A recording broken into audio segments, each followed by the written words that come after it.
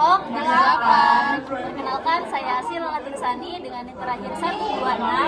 Perkenalkan, nama saya Rifa Zahra dengan yang terakhir 104. Perkenalkan, nama saya Fauziah Dunia dengan yang terakhir 115.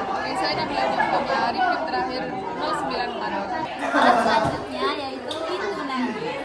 Terowongan angin adalah tabung besar dengan udara yang melaluinya yang digunakan di antara udara dan objek yang bergerak di udara atau bergerak di sepanjang tanah. Para peneliti menggunakan terowongan angin untuk mempelajari lebih lanjut tentang bagaimana sebuah pesawat terbang akan terbang. NASA menggunakan terowongan angin ini untuk menguji model skala pesawat dan pesawat ruang angkasa. Beberapa terowongan angin cukup besar untuk menampung kendaraan versi ukuran penuh. Terowongan angin menggerakkan udara di sekitar suatu benda, membuatnya tampak seolah-olah benda itu terbang.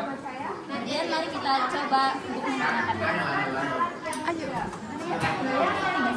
Iya. Pesawat ini akan terbang karena oleh terowongan angin.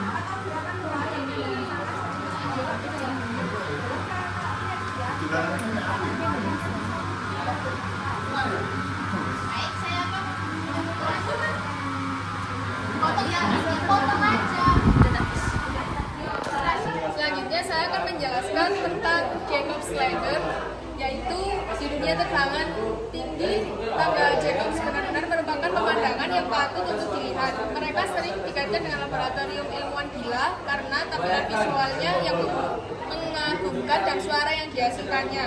Tangga Jacobs biasanya sangat sederhana. Anda memerlukan sumber listrik, terhangat tinggi, ada 2 kabel telanjang.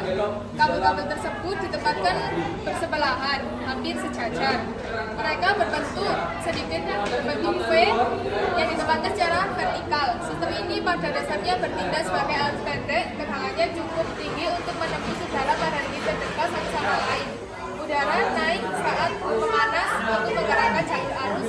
Hasilnya adalah busur perlahan naik ke atas, memanjang. Frekuensi suaranya juga semakin rendah seiring bertambahnya panjang busur. Dan setelah grid menyetel sistemnya dengan cepat.